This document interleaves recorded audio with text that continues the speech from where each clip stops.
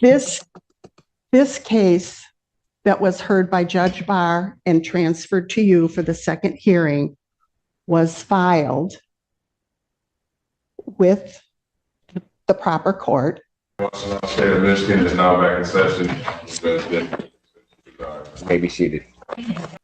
Court does call the case, so the people listen to me. Alec Jerome versus Eric Cassidy. State your appearances, please. Yes, I'm Donna Tope. I'm the agent and attorney for Alec Jerome and Caroline Jerome, who are brother and sister owners and landlords for the premises at 3270 North Maple, which is the subject of this landlord-tenant case. Good morning, Your Honor. Francine O'Rourke appearing. Good afternoon. Francine O'Rourke appearing by and with the defendant. I would note for the court that Paula Cassidy, who signed the lease agreement in this matter, is also present. We believe she's a necessary party, or at least permissive, and we're going to ask the court when Your Honor is ready for us to get to that point to join her as a party. Well, why she signed the leasing agreement, right? So why isn't she we can deal with that right now. Why isn't she a party? She was at the beginning of this. This is not the first time we've been here. And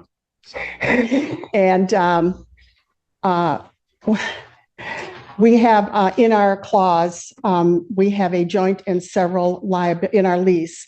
We have a joint and several liability clause, which allows the landlord to hold each signer of the lease, each tenant, to be held individually responsible. Mr. Cassidy gave us notice early on that he did not wish us to involve Paula. And while we sent her everything. Okay, so can I just say this? Are they both residing at the premises? Yes.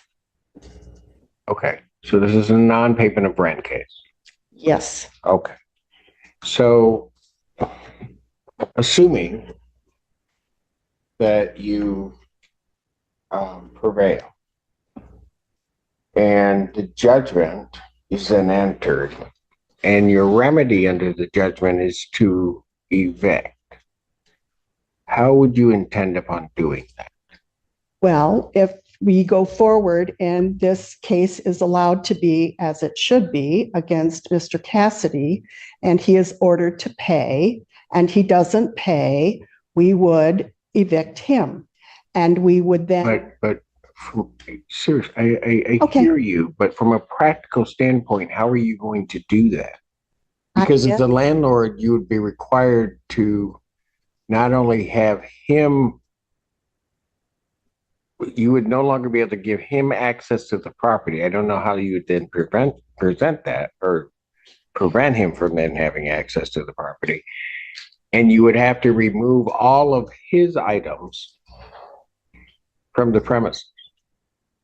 That's a practical matter that would be worked out. However, Your Honor. No, it's not a practical matter.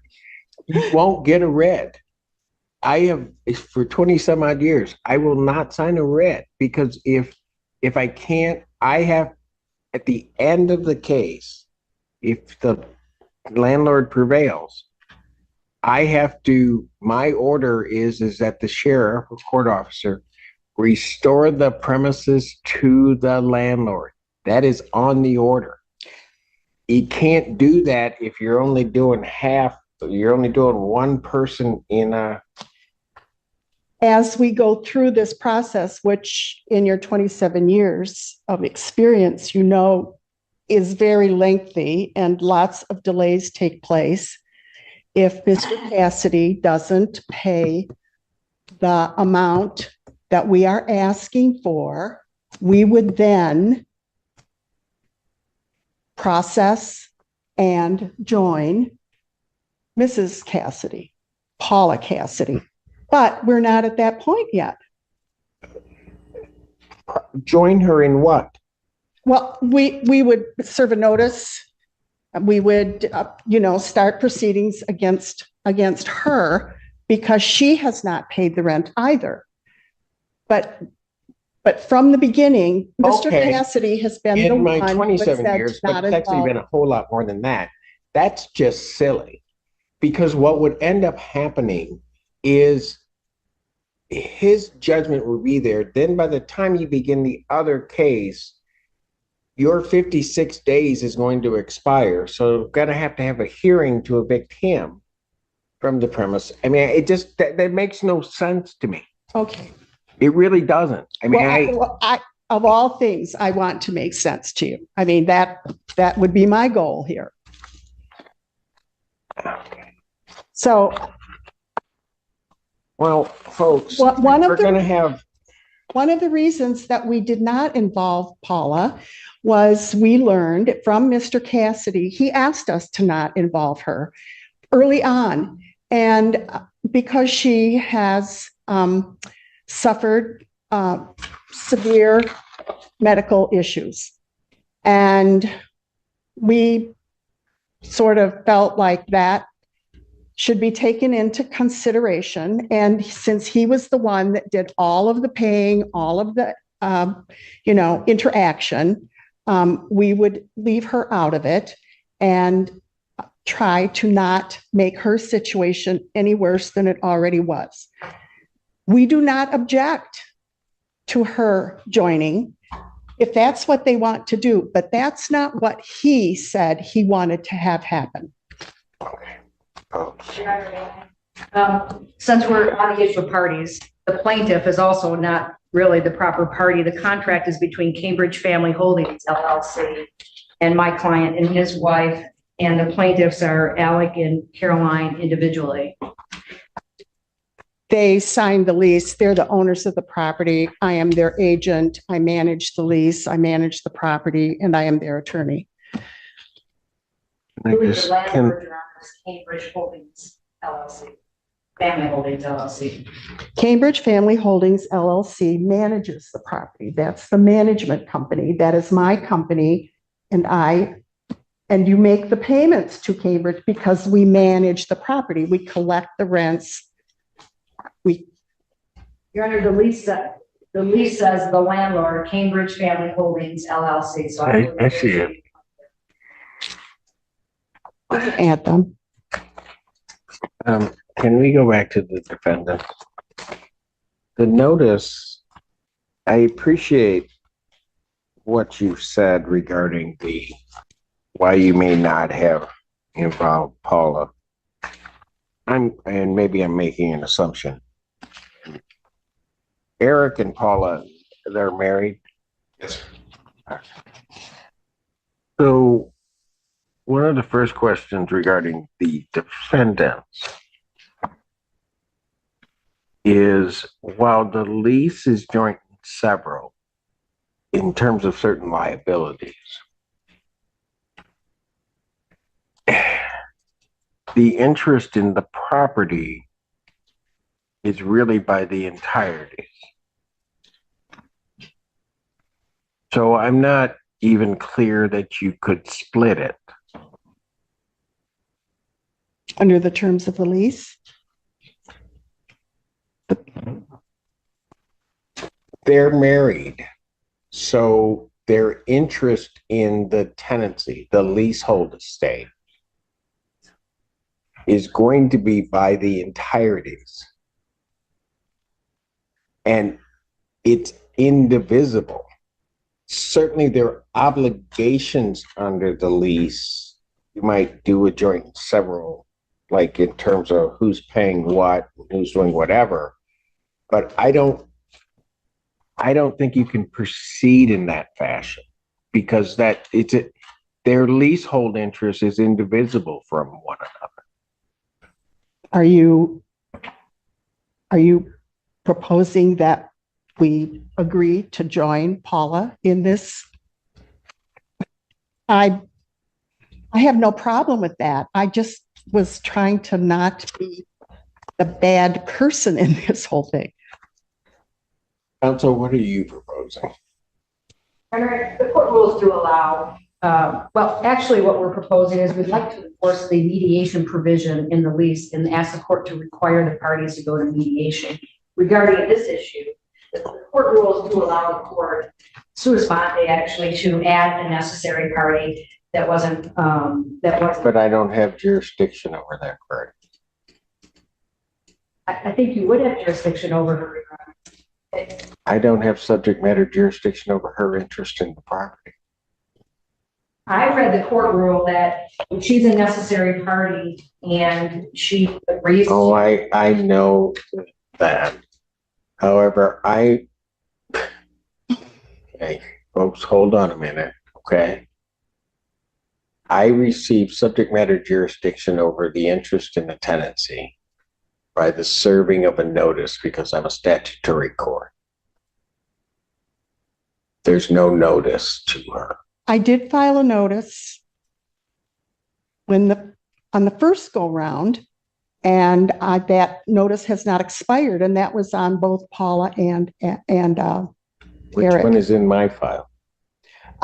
This is the second go round. Judge Barr dismissed that because the defendant, Eric, said that he had paid the rent, and Paula's attorney, Mr. Douglas, repeated that they had paid the rent, but they had not paid the rent. And the judge asked them, did they pay the rent? They both said yes. I said they have not paid the rent. And the judge dismissed the case instead of adjourning it to see if the rent had been paid. It had partially paid, but 15 minutes before the hearing started. Your Honor, that case was dismissed because it was filed in the wrong venue, I believe, initially. I wasn't. No, that. it was not dismissed But at because any of rate, that. If the case was dismissed, the notice would no longer be applicable. I don't know if that's true or not, because okay, so folks, I think unless you want to show me something different, that their tenancy is indivisible. And so I have to have both parties. I can't split it. I can't split their tenancy. I don't even know how I would on one person, one party of a married couple's tenancy. I don't know how I do that. Okay. I filed a third notice on all persons living at 3270 North Maple Drive. And it was dated March 7th, and they were told to move by March 15th. And I actually. So this one just came up? Pardon me? I didn't hear. Well, was this? Oh, the notice. Hang on a moment. The notice that I have in the file is to Eric. Yes. If you look on that notice, you will see that it is dated February 4th, and they must move by February 13th. We had the hearing before Judge Barr, and he dismissed it. Then we filed here, and I used that notice plus this notice. I didn't include it in the file because it was sent from the other court to you. What was sent after the from the first other hearing? This right now, what you have is what was sent from Judge Barr. And I have the notice here if I would be permitted to submit it. When did that notice come into play? When was that notice served? Yes, So why isn't that the notice that I have in this file? because it wasn't part of what we filed with Judge Barr. And it took. Okay, so let's get Judge Barr and Judge Simpson straight. Pardon me? I'm having a hard time hearing. Judge Barr and Judge Simpson, let's get that straight. We're the same court. Yes, you are. Okay. So Judge Barr, just let me figure something out. Thank you. Thank you. Great. Is that better for you? Okay. While you're figuring it out, I just wanted to let you know, my client reminded me that the last case, which I wasn't part of, was dismissed because lack of proper notice was not given. Notice was not given. This case that was heard by Judge Barr and transferred to you for the second hearing was filed with the proper court. He had the first hearing, but the notice that is in that case and this second notice were part of the same notice, because after I filed the complaint, I realized that there were other people living in the home that were not on the lease and had not been given permission by the owners or the landlord or me to live there. And I had a sheriff accompany me to file this second notice. And nobody would answer the door. There were people in there who were not the tenants. And he had. Okay. All that's fine and dandy. All I'm trying to figure out is folks, let me just give you a primer on landlord-tenant. What gives this court jurisdiction is a valid notice. That valid notice has to be with the court. The notice I have has Eric. That is it. You're talking about another notice. I don't know where this other notice is coming from. May I make a motion or a request? One or the other. My motion would be for you to accept as evidence for this case the second notice to quit to all persons living at 3270, which was dated March 7th and was not available to file with this case. This is It wasn't an available. addition. It wasn't available. Why? Because there were a couple of situations that happened. As I said, I had the sheriff accompany me to the property. The people inside were not the tenants. They would not answer the door. So I couldn't serve the notice. We left it, but the only place to leave it was underneath the door.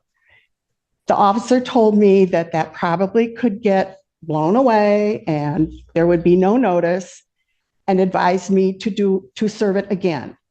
About 4 days later, I did. I went up to the door. Why didn't you just mail it? It's a notice to quit. Are you talking about the notice to quit, or are you talking about the notice to quit to recover possession of property for non-payment of rent? Yes, I did mail it. I did go to tape it to the front door. Mr. Cassidy prevented me from being able to do that. I have it here, and I would like to ask the court's permission to have it included in this file so that we can move forward or adjourn until we can properly get it into before you. However that can happen. Your Honor, I would oppose that and ask the court to dismiss the case at this point. Oh my gosh. A proof of service. Apparently, somebody went to my client's property at 10 p.m. at night when his wife was the only person in the home, trying to serve some documents on them. Nobody else was in the home. That was brought to the home apparently on March 7th. But this suit was filed before that, so that notice has nothing to do with this current lawsuit, which does not include the property parties. So at this point. Oh my God. I would agree with the court. You do not have subject matter jurisdiction over Mrs. Paula Cassidy, who has a right to the property. Now I'd ask the court to dismiss the matter. Well, I don't know that I'm going to dismiss it because, I mean, at least at this juncture, because I have a party that I have jurisdiction over in the property. I don't know what remedies from that can come because the ultimate remedy is eviction from the premises. But as this case sits now, I don't know that I could order an eviction from the premises because if it came to that, I just don't know that I could. That is my point. I don't think that you can make a decision about the end point until we have gotten through case evaluation. They're asking to have it sent to mediation. It could be that we won't get to that end point where you would not be in a position to order eviction. So you want me to go through the whole process of a case and then not be able to impose a remedy? That makes sense. I think that knowing that that's at the end of the line is motivation to not go to the end of the line. Man, and let me tell you this. The problem is that I'm not even sure as to how this case proceeds without that other party. I mean, I don't know on some because I've got jurisdiction over somebody, but I just think this is going to be. I mean, I'll just sit here and make my rulings. I mean, I don't know what you guys want me to do because I'm trying to point out the difficulties here. Eric is a legitimate party. I agree. They have asked to join Paul. If we agree or not agree, and you give them that, you grant them that motion, then I don't think you have a problem. Except that she never got notice. Not that I have. I mean, you keep referencing a document. Yes. But no. Yeah. In the first case that was dismissed, she and Eric both got notice. So they have known all along that this is coming down.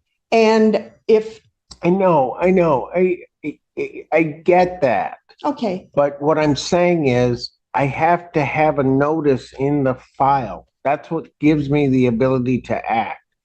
I don't have a notice regarding Paula Cassidy in my file. And their request is to ask you to join Paula Cassidy. I heard them. And if she says, I accept that I knew that this was going to happen. You read the summary proceeding statutes. Yeah. But I know that judges have a lot of discretion in order to move cases along under I equity. have a lot of discretion, and this one's Under lasting equity. too long already. But I also have. Look, I just need the case in order so that as I proceed, that we're all operating on the same thing and that I have the authority to act regarding certain things. That's all I'm trying to do at the very beginning. And I'm not getting any answers that I don't. Here's another fly in the ointment. Oh, joy. Yes, Joy, on Good Friday. What is the other flaw?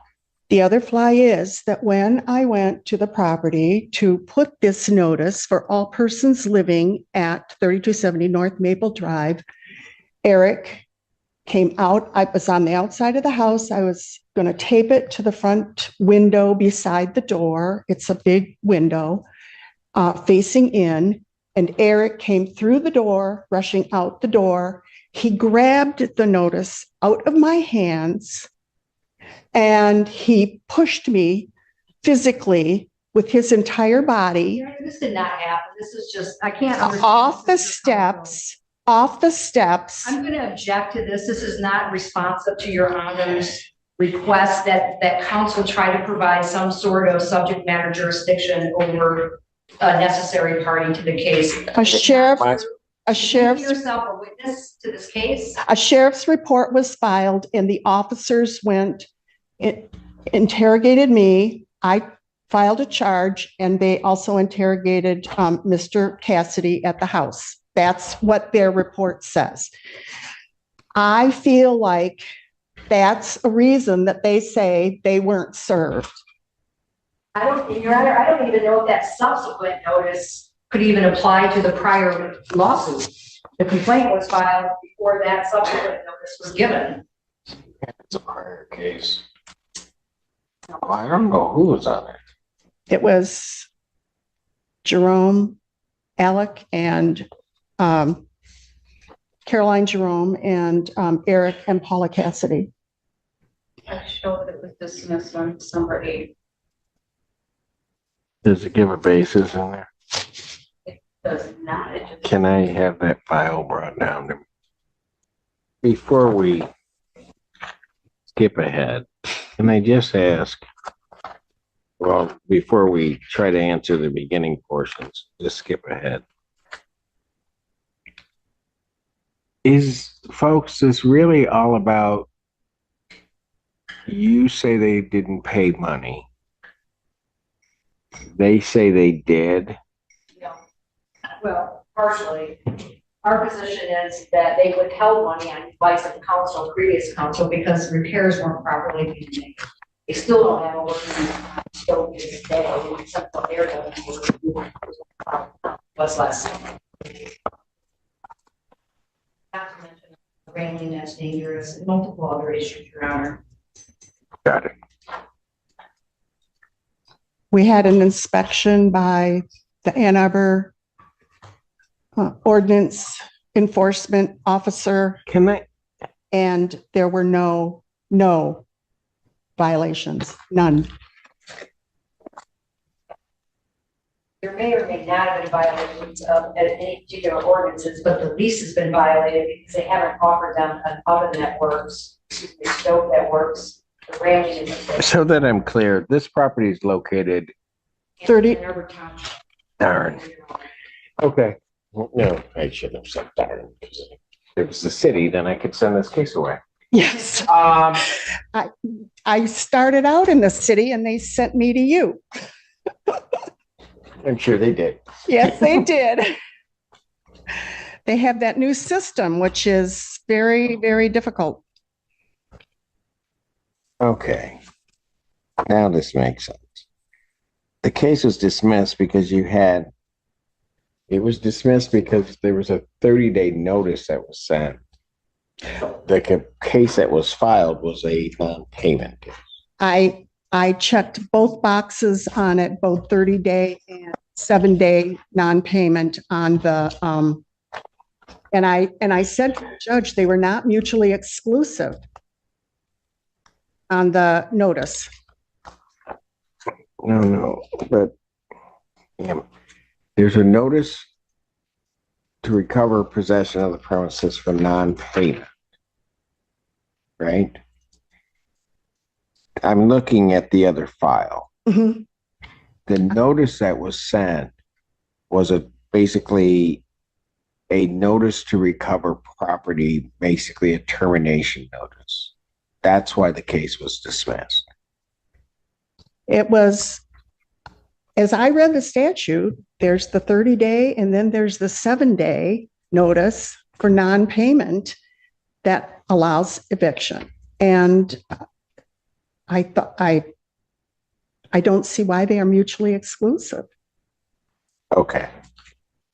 I now understand. I'm not here to give a lesson on it. I now understand why that case was dismissed. Well, The complaint and the notice served in that case did not correspond to each other. the complaint was based on the notice. Okay. Go get the two forms. Get It's the two, okay. no, just listen. Yeah. Because you argue with everything I say. Just go get the two forms. If you read the 7-day notice, which there is a 30-day box that you can check on this, on that recovering for non-payment of rent, the rights to the defendant are different. There is then a termination notice where the rights to the defendant are different than that, what the defendant can do.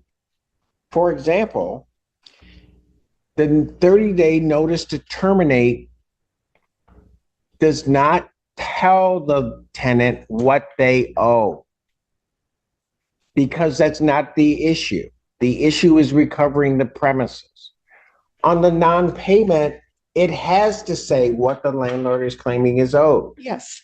That's not what you filed in the last matter. No, we had, yes, the judge looked at it and he said, have you paid the rent?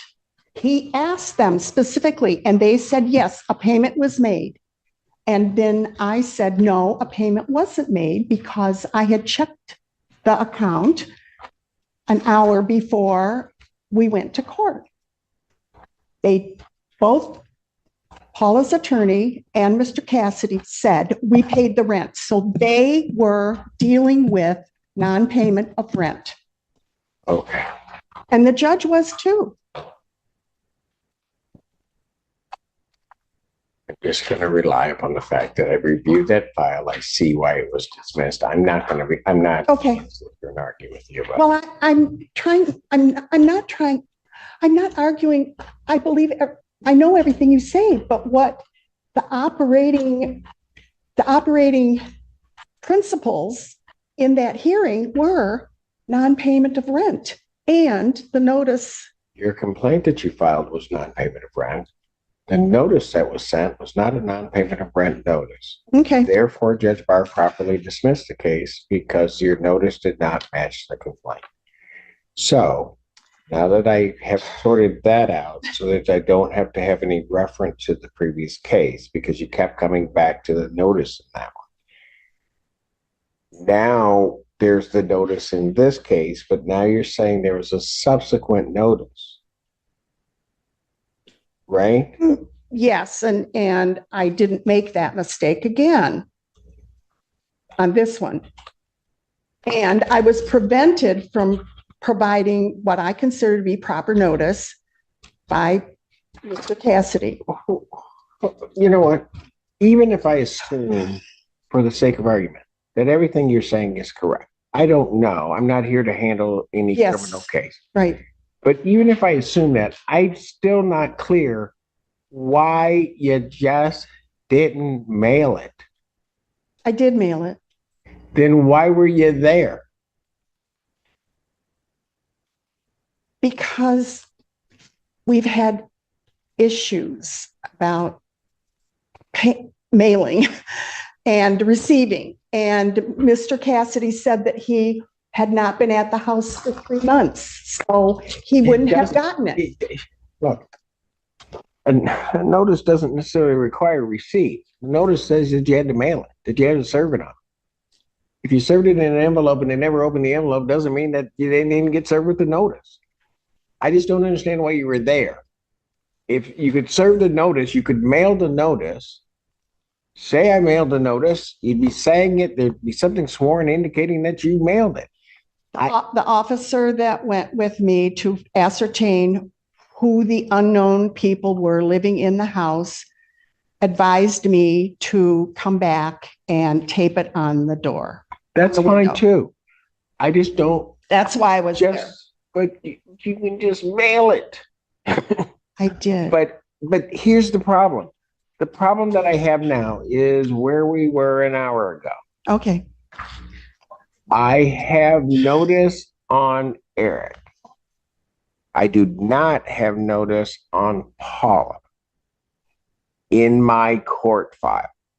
That's my problem. Would you be able to adjourn until, Can I? if they're asking to join her, then she would be You know willing what? to accept. I'm sitting here looking at this. We got. Oh dear. Just for the record, we withdrew our offer to join her as a party. Okay. Okay. You know what? Just look closely at this, and I apologize. I was looking at the top of it. You've done the same thing. You've done the same thing as the December one. I Do I have it? non-payment of rent. And my summons and complaint. It's already in the docket. It's public record. I need a copy of that.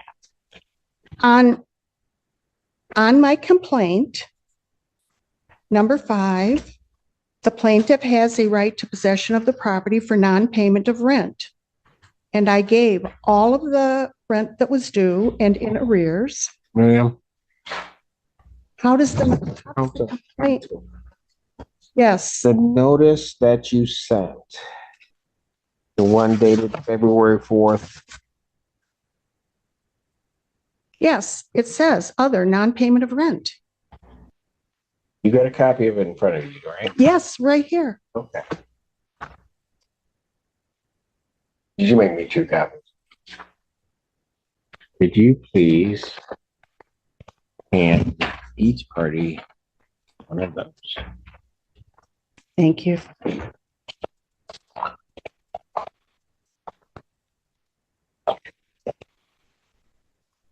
Ma'am, you have your February 4th notice in front of you? I do.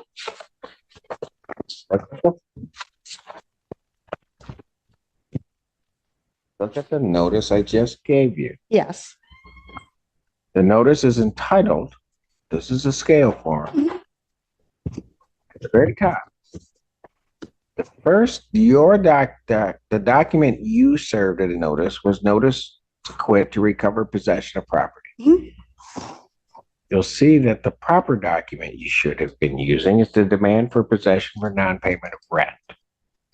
You will also see what I was referring to earlier in that under those provisions, as you go down through the paragraphs, those paragraphs aren't contained on the notice that you sent. The reason they're not contained on the notice is because those rights don't apply to a tenant receiving that notice. But if you're suing them for non-payment of rent, the rights that are on that notice to quit Have to be apply given to to them. them. They have not been given notice for non-payment. Right. I was going by number 2, you must move by February 13th or your landlord And if take you you to were court to evicting evict them you. and there were no lease or there were justification under the lease to just take the tenancy, you could do that. All But right. you can't do it this way. Here's the problem. I don't have all the parties because I don't think their interest in the leasehold is divisible. First of all, legally, I don't think it's divisible. They're husband and wife. It's an indivisible interest. The leasehold, just as if they bought a house. I can't divide it legally. That's the first thing. Second thing is, I don't have Paula on this case. So I don't know where we would even end up if we could proceed forward. But more fundamental to that, the notice that was sent, like the other case, is the wrong notice. Now, I almost hate saying this. I'm turning you down a little bit. Well, okay. Okay. You could amend your complaint to a termination of tenancy if you wish. But I don't know that, I don't,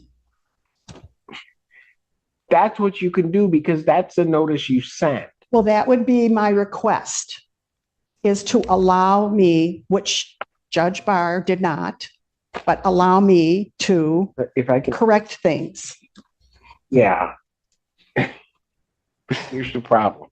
Okay. I don't know that you can.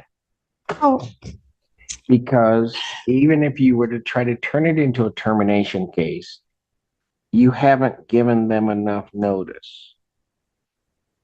really? All these notices to recover possession of property, they don't apply. Right? I get it. Well, they won't apply because they can't be used in a non-payment case. Got it. That's the first thing. The Yep. second thing, even if you wanted to transform it into a termination case, because as I read the lease, rent is paid monthly, correct? It has not been paid for many months, but yes, it's a 30-day It's due period. under the lease monthly. It's a period. And you have to give them that same period in time as rent would normally and ordinarily be due. That means they would need 30 days. And instead, they got 4 to 13.9. So you could amend it. Ultimately, I'd have to dismiss it. But I have to tell you that you could amend it. Okay. I don't.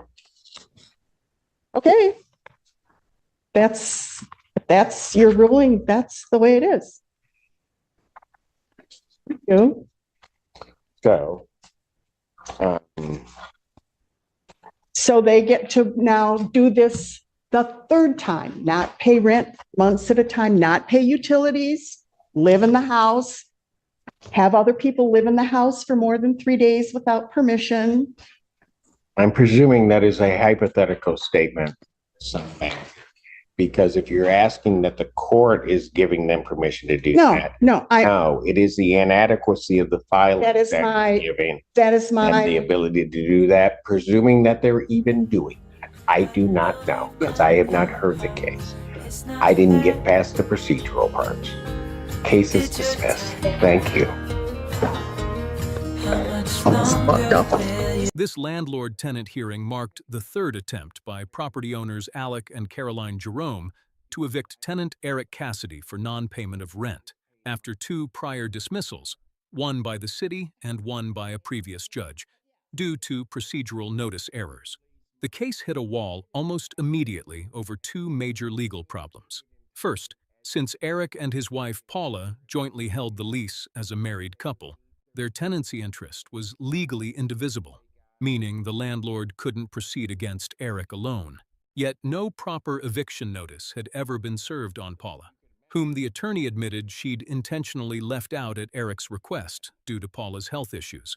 Second, upon careful review, the judge discovered the landlord's attorney had made the exact same mistake that got the previous case dismissed, serving a notice to quit to recover possession, meant for lease termination, instead of the legally required demand for possession for non-payment of rent notice, meaning the notice simply didn't match the complaint being filed.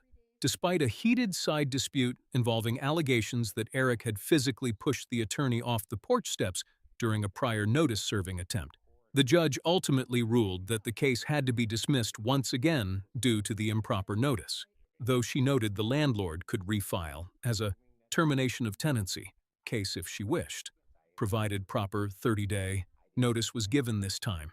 Closing out an already exhausting day amid mounting courtroom disruptions in the background.